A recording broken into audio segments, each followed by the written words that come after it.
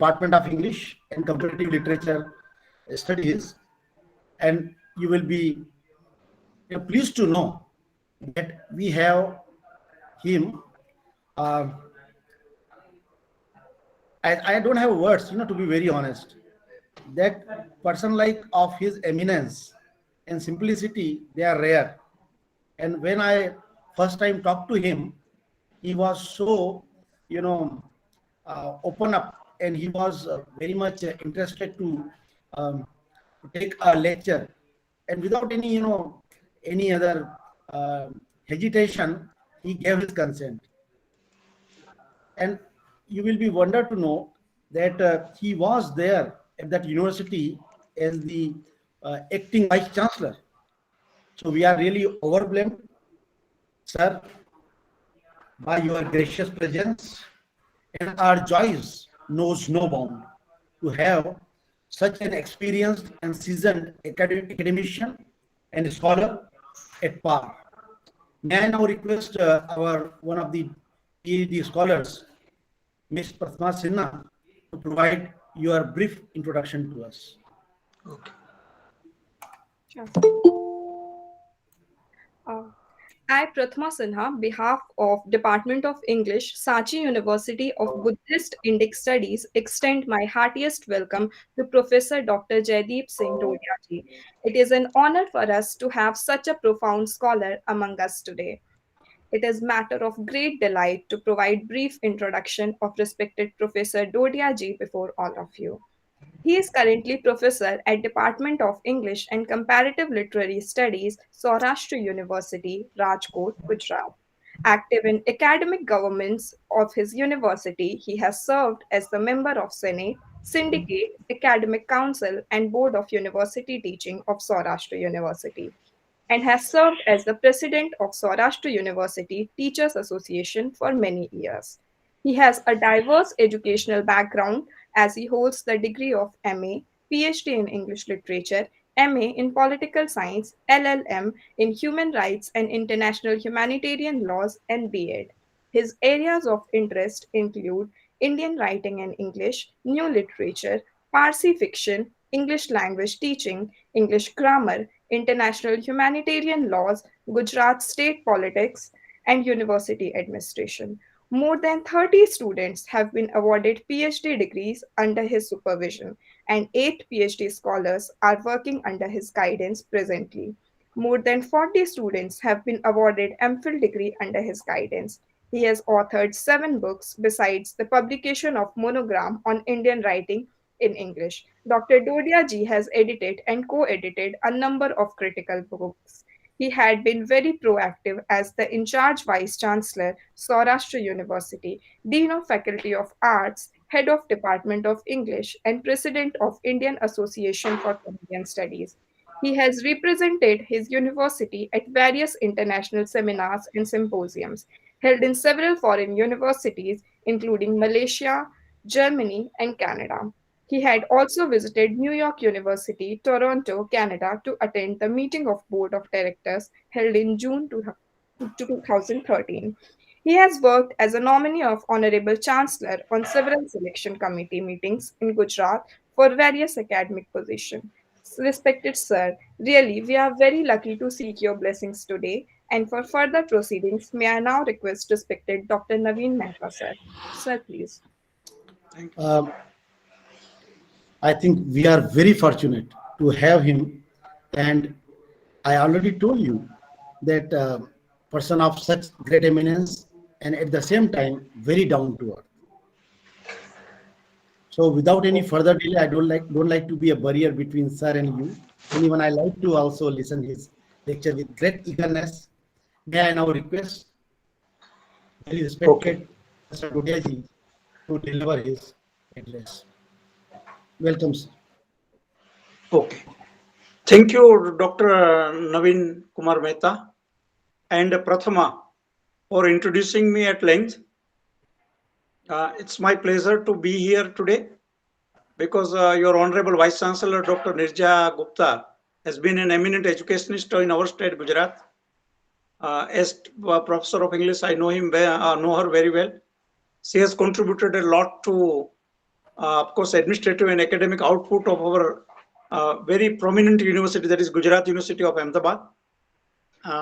And I'm thankful to Dr. Navin Mehta also for giving me an opportunity to be here today and to meet all the research scholars who are going to work in this university for their doctorate degree. Now, as Dr. Mehta has asked me to interact with you about your topics also, we can say how you should choose your topic. Prior to that, of course, I would like to know from each one of you, we'll begin with Prathama and then Asta and others will, of course, explain. Right? So what are you, Miss, first thing you tell me that what you are thinking for your research? What concrete ideas, Miss, you have for finalizing your thesis or your research topic, problem? Sir, right now, like I was thinking about dystopian literature. I'm still working on it. Like I'm also looking for other topics as well. But I have studied about dystopian literature, so I was a little bit interested in that toward that direction. But now I'm also interested in Indian literature. So on that note, like I will decide maybe I'll go for Indian literature as well. Okay, okay. Even Indian writing in English, means you can choose any recent writers who has not Yes. been exploited. Yes. Right? But some prominent writers, they have been, of course, overexploited. There are several dissertations on this. We can say prominent writers. But Yes. still, there are scope. You can think of a critical reassessment. Whatever work has been done on them, you can go for critical reassessment. That what is lacking. Okay. Right? This much work has been done on Anita Desai, or R.K. Narayan, or Mukraj Anand, or Aurobindo. Right? But what else can be done? Right? So that can be also one of the areas you can think of critical reassessment. Yes, then Simran, you will keep your Dear video on and students, interact. yeah, sir. I'm really sorry to interrupt. Asta, Simran, please open your video also. Open your camera also. I'm really sorry to speak again and again. Please open your video, Asta and Good Simran. morning, sir. Good morning. Sir, I am going to do my research in mostly in novels because I am interested in novels. And I did my MPhil work in novels only, in Anita Desai novels, Cry the Peacock and Bye Bye Blackbird. So mostly I am interested in novels, and that's all. Okay, okay. That's good. Any other alternative subject you have in mind except this? Sir, Indian writing in English, and sir, yes, sir, Indian writing in English, and mostly the Indian writers, sir. Okay, okay. Or if you are interested in comparative literature, you can choose your any Indian author with any other author, Hindi or Gujarati, means any other writer. Yes, yes, And you can go for comparative literature also. If comparative literature is the area of your interest. yes, sir. Even research can be done in translation studies. In our university, we promote so many dissertations in translation studies also. So you can translate any Hindi text, Hindi novel into Yes, English with yes, sir. introduction and critical notes. The Yes, translation also can be done. Yes, thank you, next. sir. Brijesh Verma, yeah, Brijesh Kumar. Good morning, Brijesh. Hello. I think Mr. Brijesh Kumar has some connectivity problem. Yeah, I think he has. So can I ask now? Then we Could I can ask request Asta, Sumanji, yeah. Sumanji? We can ask Asta to. Yeah, Asta, please open your camera. Sir, good Asta, morning. good morning. Yes, now Mr. Brijesh, yeah, Asta. After Asta, Brijesh Kumar will speak. Okay, sir. Yeah. Or if you are connected, then Brijesh, go ahead, no problem. Yeah, sir. Am I audible, Now you sir? are on screen, so go ahead, no problem. Go ahead, go ahead. I'm sorry, sir. I lost my connection for a while, sir. I'm- Okay. Then, yeah, Simran will say something. Hello.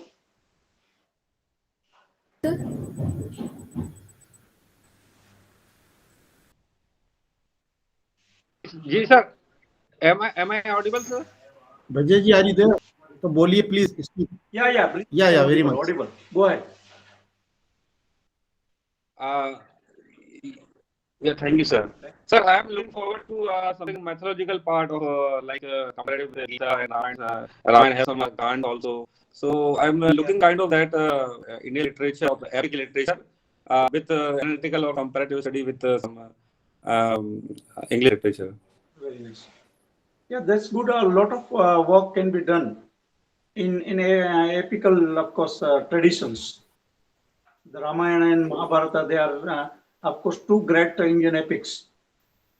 Right? And if you are also interested in the area of comparative literature, then our Indian epics can be compared with other epics. Right? And particularly in University of Malaysia, they have done a lot of work on our Indian epics, Department of Indian Studies.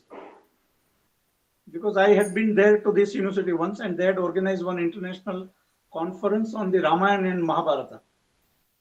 So in Malaysia, Department of Indian Studies is doing commendable work in the field of Indian epics. So Bridges, it's a good subject that you are thinking. You can go ahead with that. Next, Asta. Thank you, sir. Good morning, sir. Good morning. So my field of research, which I am willing to work on and I'm thinking about it, is a comparative study between Eastern and Western philosophy. Eastern philosophy of Natya Shastra, particularly, and herself phenomenology. I want to do a comparative study between these two theories. Okay, That okay. Are you familiar with did you study Indian politics as a subject at PG level or M? Not particularly, sir, but I have studied it myself. Natya Shastra, I've been studying translation of M. Basu's Natya Shastra, I've been reading. And on herself phenomenology, I've been reading, sir. In our university, we teach Natya Shastra as means Indian politics as one of the subjects at UG and PG level.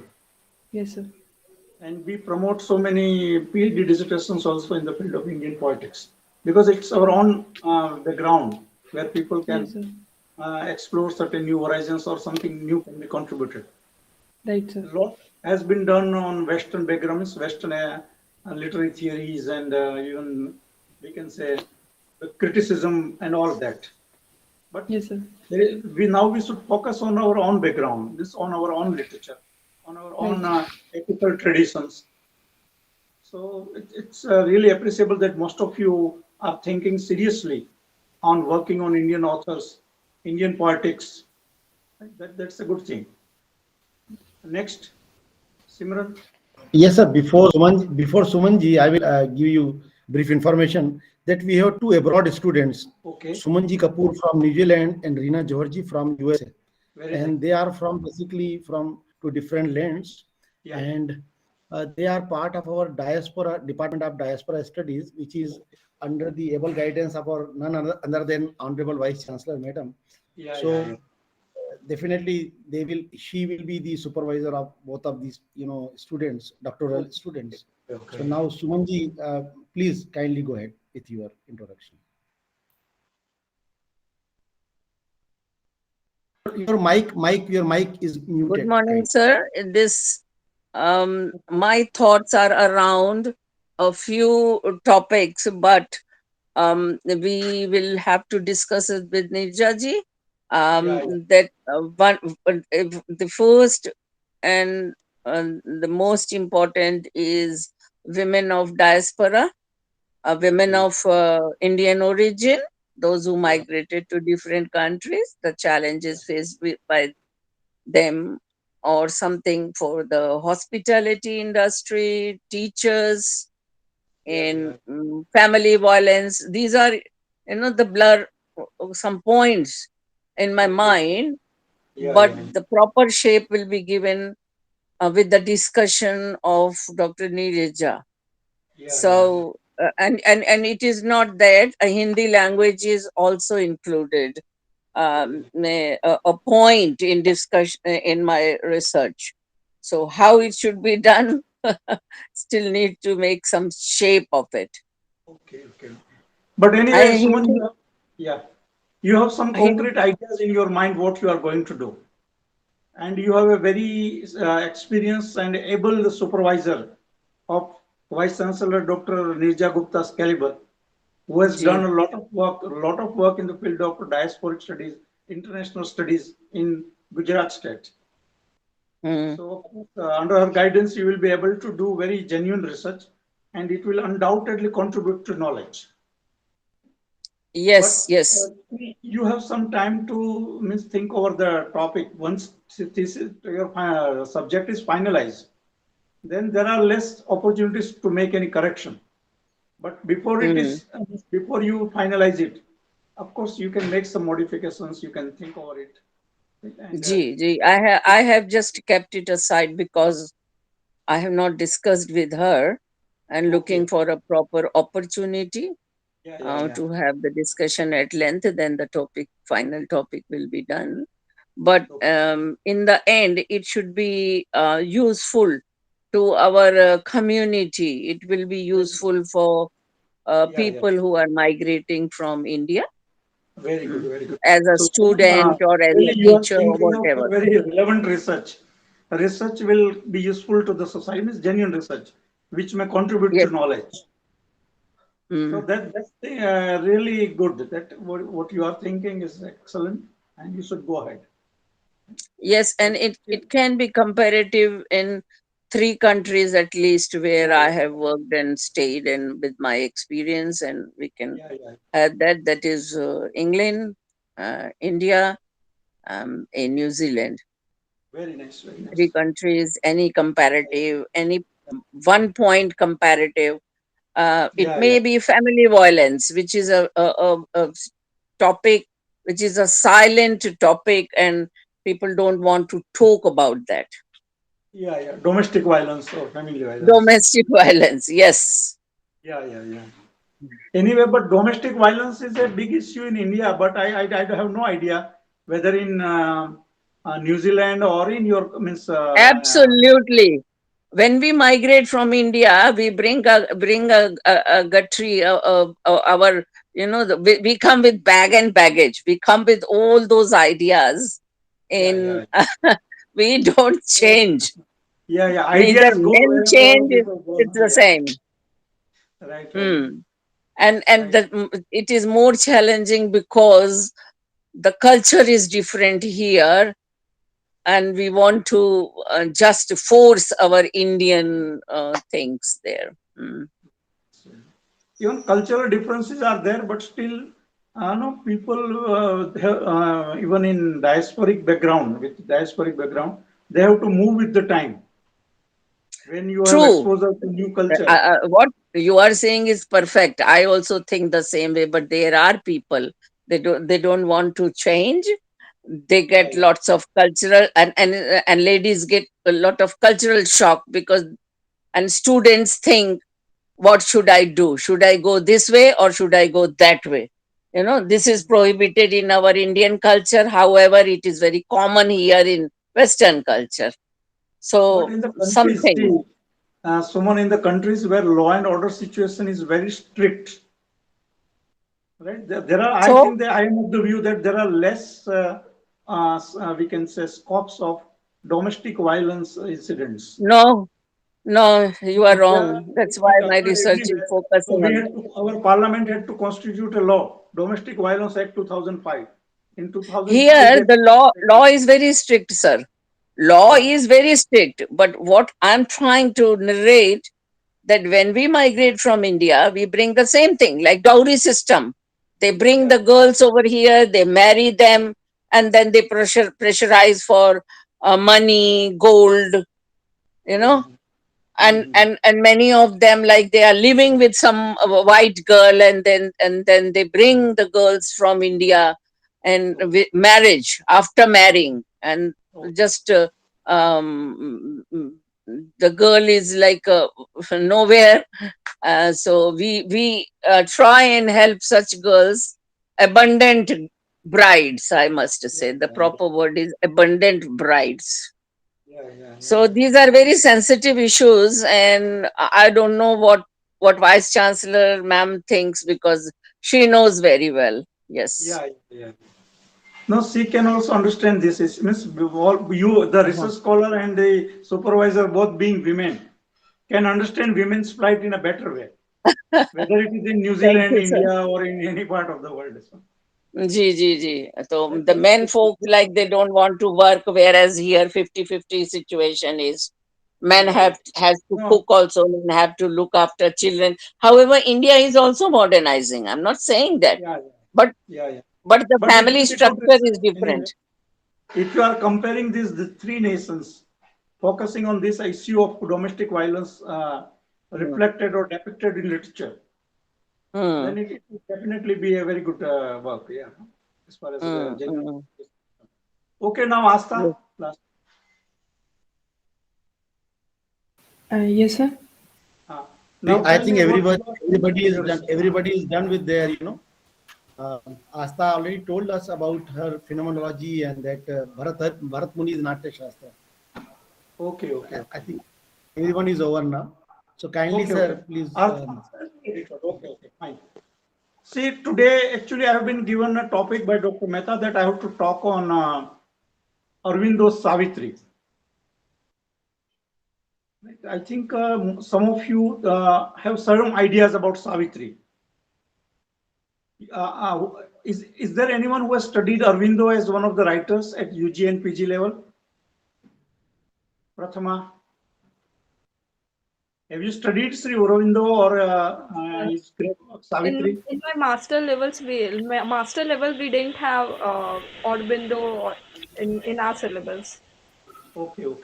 At UG level, No, sir, not even in UG level. anyone? Simran, Asta, Bridges, or Suman, do you have any idea, Miss? If you have some basic ideas about the author, then we can discuss certainly, Miss. We can switch over to some critical aspects of the text, or primary information is to be given. Just little bit, but I have to refresh my knowledge. Okay. Bridges, what about you, Mr. Bridges? Hello, Asa. Yes, sir. I have a brief idea about Aurobindo's Savitri. I have read first canto a little bit, but it Yeah. was in my master's. It was a while back, so my memory is little blur. But I have read Aurobindo's Savitri, sir, So in at my least you are master's. familiar with the story and all that. Yes, sir. Yes, sir. The Okay. myth of Savitri and Satyavan. I remember that, sir. Okay. The story of Savitri and Satyavan is known to you. Means at least you have studied one canto was only in your syllabus. So there were three cantos, Yeah. but they were optional. So we only dealt with one canto. Okay. You focus on one cantos. Yes. Yes, I did my master's from Dr. Hari Singh Gaur, Sagar University. So there was just one. Yes, sir. Yeah. Because Miss, you are from different universities.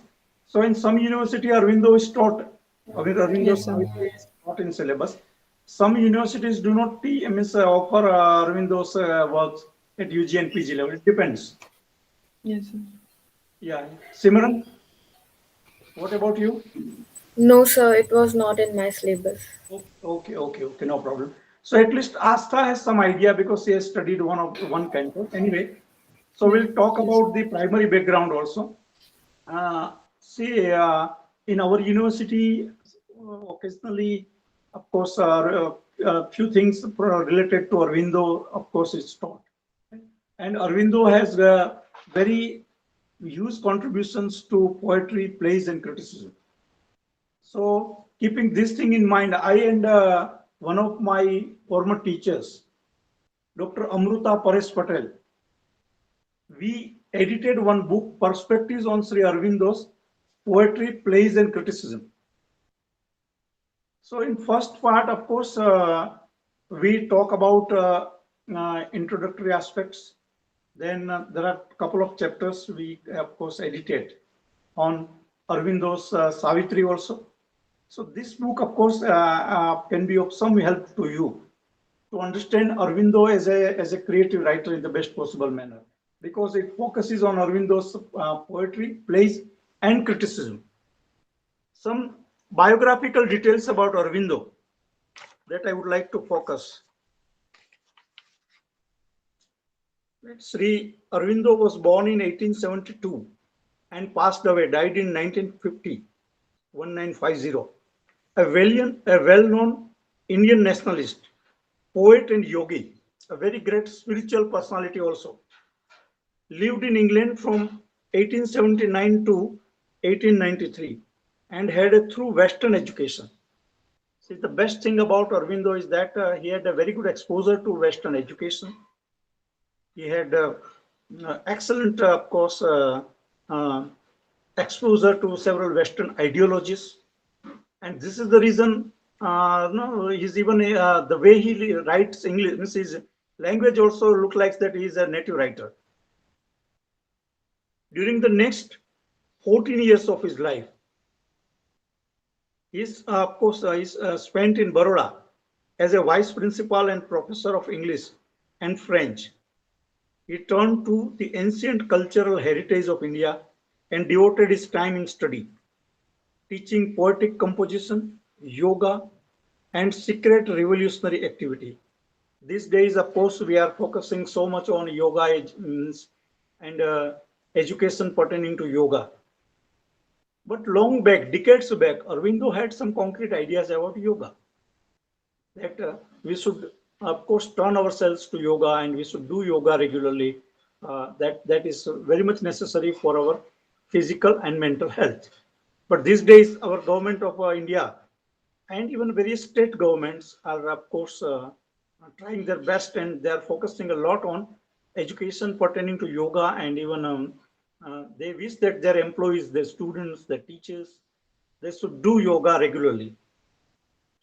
His life in Calcutta from 1906 to 1909 was that of an open extremist nationalism.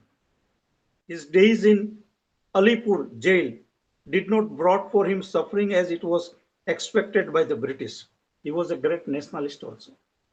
He fought for India, and for that he was, Aurobindo was ever ready to go to jail, or he was ever ready to face any punishment, because nationalism was something that, of course, he would do anything for that. So, man of very strong willpower. Passed some of his time in jail also because he fought with the British for his nationalism.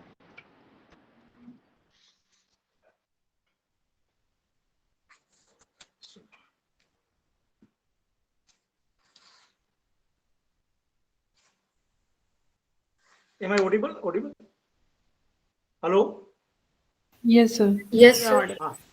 Sorry, some disturbance was there. He had experiences of profound mystical import, which after being acquitted, just hold on please, just a minute. I'll continue.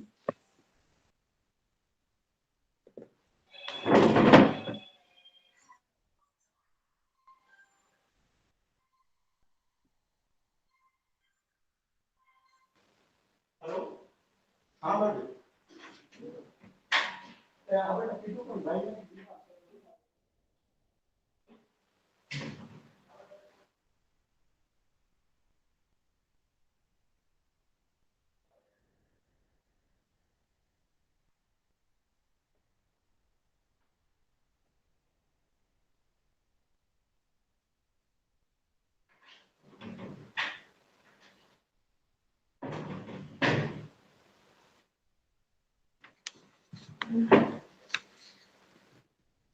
Hello? Hello? Yes, sir. Sorry for interruption. Hello, some disturbance was there. Yes. So Aurobindo spent some of his time in jail also. He fought with the Britishers for the sake of nationalism. And this reminds us of his days in Alipur jail. Instead, he has experience of profound mystical import, which, after being acquitted honorably from the charges, inspired him to retire to the French settlement at Pondicherry. In the following 40 years of his life at Pondicherry Ashram, he sincerely worked to find out the meaning of his earlier spiritual experiences. At Pondicherry, he got an opportunity to do a profound work in the field of spiritualism. He established his ashram there in 1926 in collaboration of his spiritual companion from France, Madame Mira Richard. Almost all his major works in prose, like The Life Divine, the Synthesis of Yoga, The Secret of the Veda, The Human Cycle, The Ideal of Human Unity, The Foundations of Indian Culture, and the Future Poetry were published first of all in the Philosophical Monthly of the Ashram, Arya. Most of his works, literary works, were published in monthly magazine of Ashram known as Arya, entitled Arya. In Savitri, 24,000 line AP, he has retold the story of Savitri given in the Mahabharata in an allegoric fashion. It contains symbolic significance of Sri Aurobindo's spiritual experiences too. In Savitri also, when we read Savitri, we realize that it undoubtedly reflects Aurobindo's very deep and sound understanding of spiritualism, Indian myths, and his own spiritual experiences. So Savitri also contains Aurobindo's spiritual experiences too. As a lyricist, his work began with songs of he wrote many lyrics, sonnets also, and means quite a few works pertaining to poetry also. So this way, of course, he contributed to poetry, plays, and literary criticism. As he himself accepted during his stay in Pondicherry, this tremendous and outstanding work was the result of his practice of yoga. Though before beginning to learn yoga, he was afraid that it might interfere with his first love of writing poetry. During his stay in Baroda, he turned to yoga. Means yoga, of course, he spent a lot of time on learning yoga, on promoting yoga, or on doing yoga to change the fundamental natures and movements of the humanity, to exile all the evils which afflict helpless mortality. At that time, he met Vishnu Bhaskar Lele, who was prepared to help him in learning yoga. Sri Aurobindo was ready to follow Lele's instructions only, on condition that it didn't interfere with the poetry and service to the nations. Aurobindo was ever ready to learn yoga from his guru, with a condition that yoga will not interfere with his poetry and his commitment to his nation, his nationalism, or his mission for his nation. But his own late life bore the testimony that yoga, instead of interfering with this poetry, helping him a great deal in composing poetry of higher spiritual implications. But later on, he realized that yoga did not create any negative effect on his mission for writing poetry, creating the best poetry. On the contrary, yoga helped him a lot to create the best poetry in English. So his background in the field of yoga was a blessing in disguise. It did not create any problem for Aurobindo. So he assured his westernized disciple, Dilip Roy, by writing. See, he had one westernized disciple, Dilip Roy, and in that he wrote, of course, assured him, I quote, I suppose I have had myself an even more completely European educations than you. And I have had too my period of agnostic denial. But from the moment I looked at these things, I could never take the attitude of doubt and disbelief, which was for so long fashionable in Europe, abnormal, otherwise supraphysical experiences and powers, occult or yogic, have always seemed to me something perfectly natural and credible. Consciousness in its very nature could not be limited by the ordinary physical human-animal consciousness. It must have other images. Yogic or cultural powers are no more supernatural or incredible than its supernatural or incredible the powers to write a great poem, or compose great music. Few people can do it, as things are not even one in a million. For poetry and music come from the inner being, and to write or to compose true and great things, one has to have the passage clear between the outer mind and something in the inner being. So here he talks about how his, of course, his connection, his experience of yoga helped him to create the best poetry, and how he could develop his spiritual insight and a sort of unique vision for composing the best poetry. Now, Savitri, as one of the students, said that she studied only one canto at postgraduate level in Hari Singh Gaur University, Sagar. Who studied in Sagar University? Hari Singh Gaur University? I did. One of the students? Huh? Yes, sir. I did in Sagar. Asta, yeah. Asta, of course, Gaur Sagar University, she studied one book of Savitri.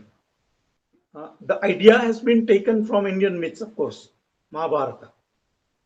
Right? And the story of Savitri and Satyavan is known to us, but the way it develops in Aurobindo's Savitri and the type of spiritual background that he has, we can say, created in Savitri is excellent.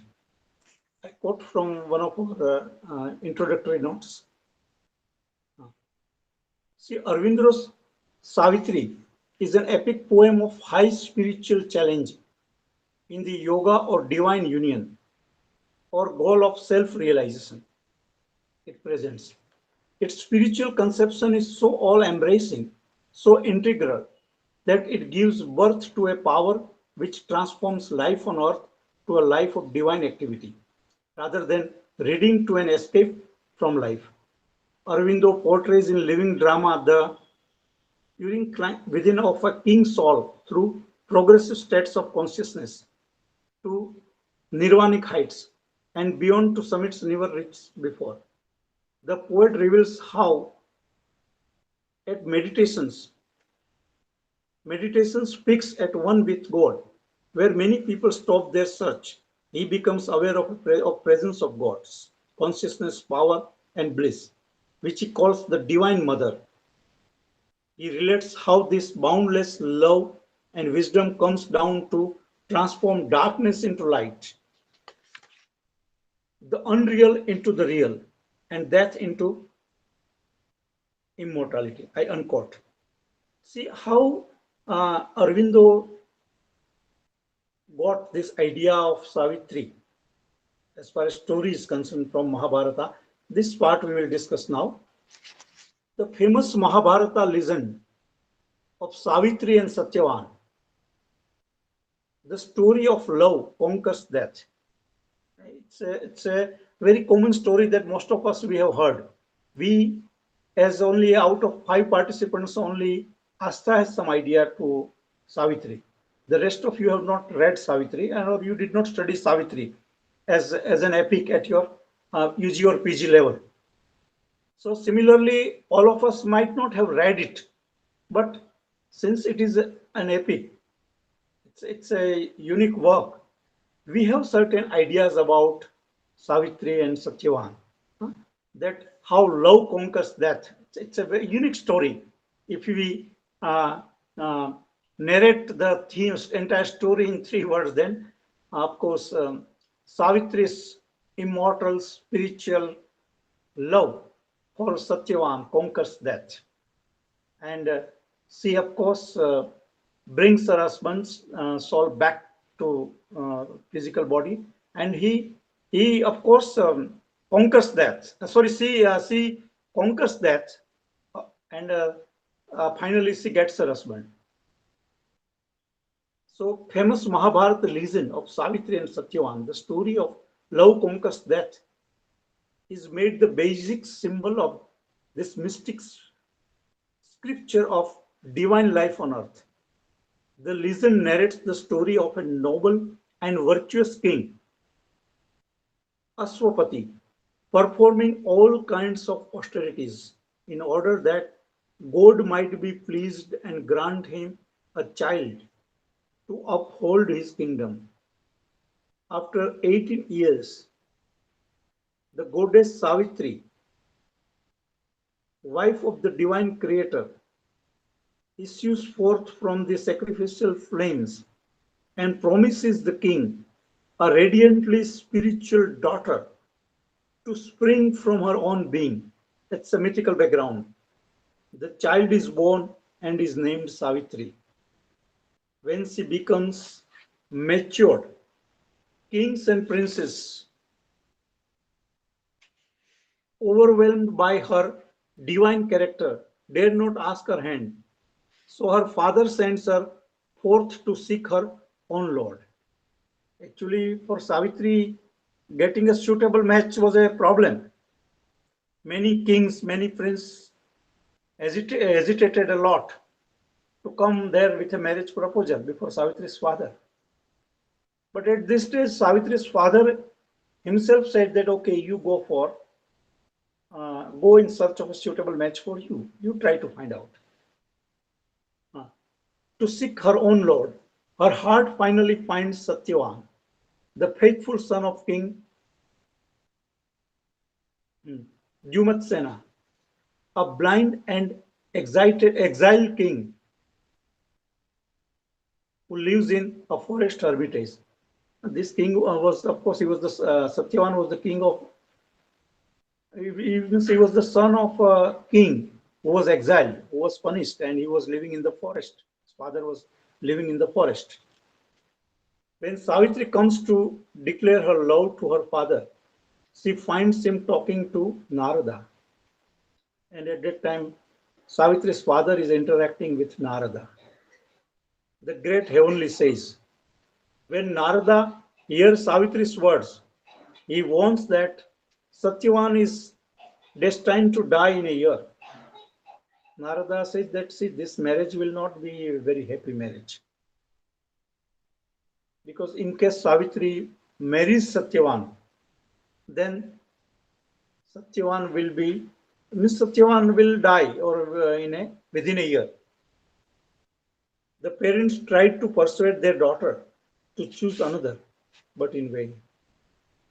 Savitri's parents tried their best and explained her that, see, drop your idea to marry Satyavan. Because Satyavan doesn't have a long life. So what is the point? Means he is not going to live longer. Marriage will be meaningless. But Savitri is very firm in her decision to marry Satyavan. She is very confident that she will defeat the death. See, there is a proverb that even so much of faith in her spiritual we can say strength that she can do it, and so much of this faith can move even the mountains. This is something impossible. We cannot believe, but it has happened. The parents try to, but in vain. Narada advises the father to allow his daughter Savitri to marry this virtuous and noble man Satyavan.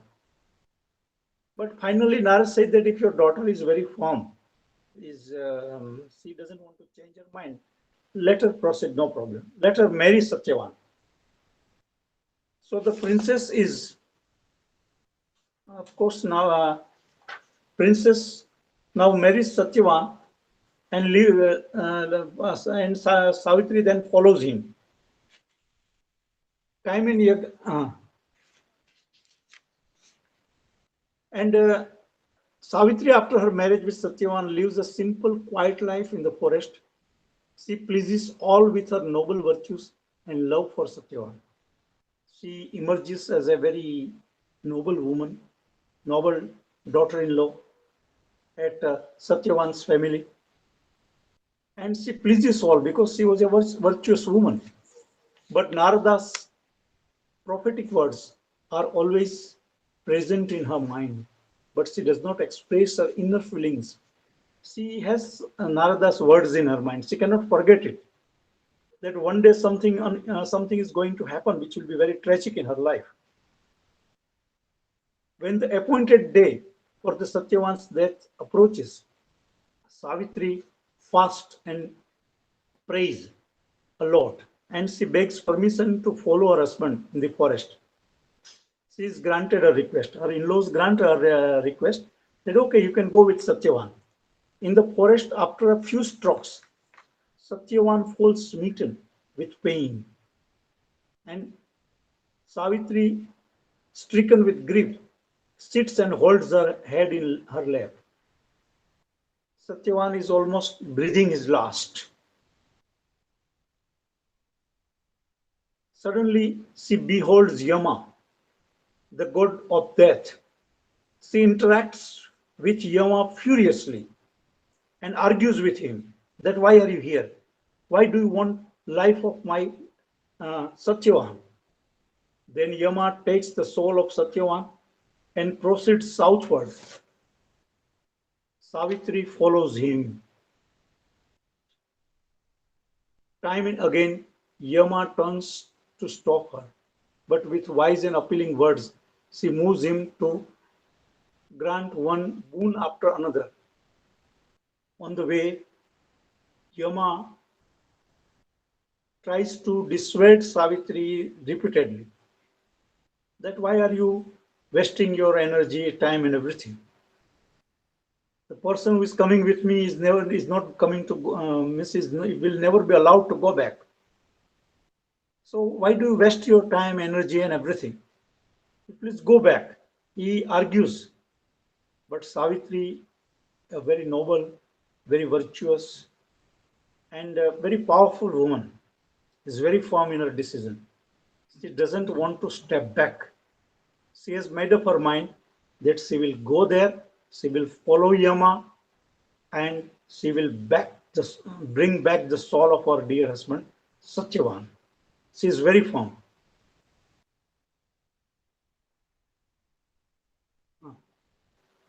Still, she continues to follow him right into his dark cave until finally her devotion and her unparalleled love and wisdom move Yama to return the soul of Satyavan.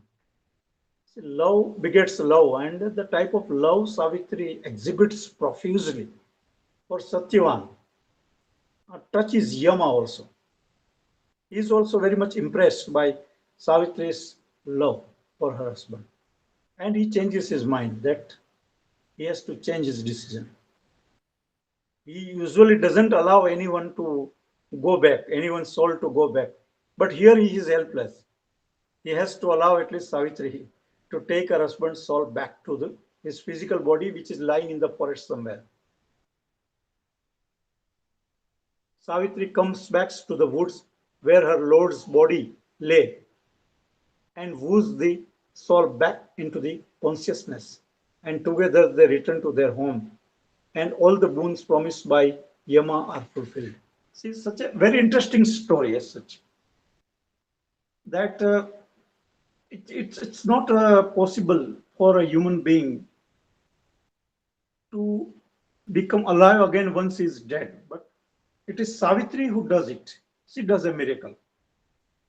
Right? Even Narada says that, see, this marriage will not be successful because after marriage, within a year, Savitri's husband Satyavan will be no more.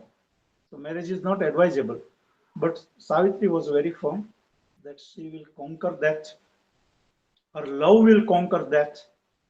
And even if her husband dies, she is capable enough of bringing her soul back from Yama's world to her real world, and she will live her life happily, the rest of her life happily with her husband. So that happens. This is the basic story of Savitri, Aurobindo's Savitri, and all 12 contours, of course, are focusing on this. It's a huge, big epic. So even in our university syllabus, you can study only 1 or 2 books at the most, or 3 books. But all cantos cannot be prescribed because it takes a lot of time. But if students are doing research on Savitri, then certainly they can choose means mythical traditions in Aurobindo's Savitri or spiritual experiences, or even Savitri. Well, one can explore quite a few ideas in Aurobindo's Savitri, philosophical ideas, spiritual experiences of Aurobindo, and myths, interpretation of myths in, of course, because the background of the story is from Mahabharata. Savitri and Satyavan's story has been picked up by Aurobindo from that. Anyway, there are quite a few critical versions also of different critics. So is the idea of Satyavan and Savitri clear now? Story, as far as story is concerned. Okay. It has mythical backgrounds. The story has been taken from Mahabharata, okay, but unique story. And there are quite a few critics who have expressed their views, diverse views on Savitri as an epic. Dr. D.S. Misra, former head Department of English, Sardar Vallabhbhai Patel University of Vallabh he also did his research on Savitri, and he has published quite a few research articles on Savitri. Even in my book on Aurobindo's Savitri, and we included a couple of articles. So I caught, of course, his views.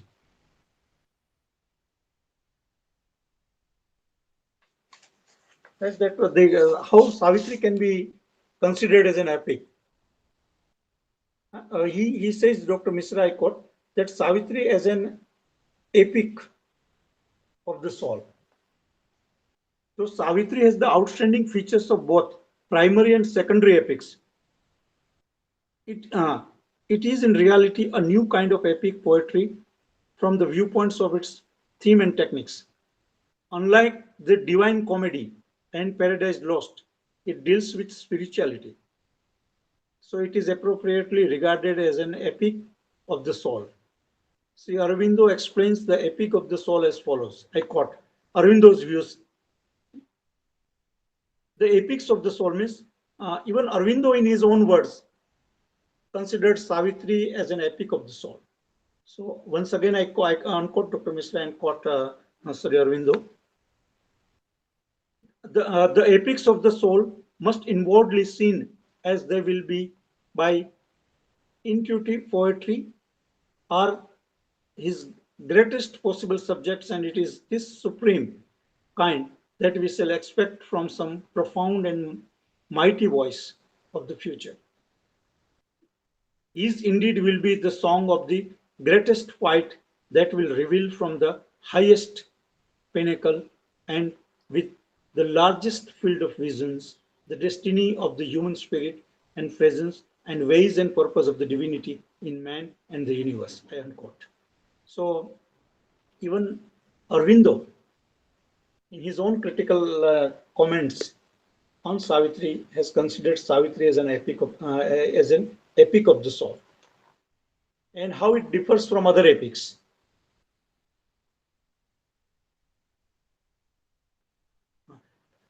As an epic of the soul, Savitri stresses that the world is the manifestations of the divine, and therefore it is meaningful.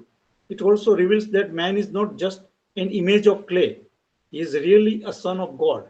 As such, his final destiny is to become God.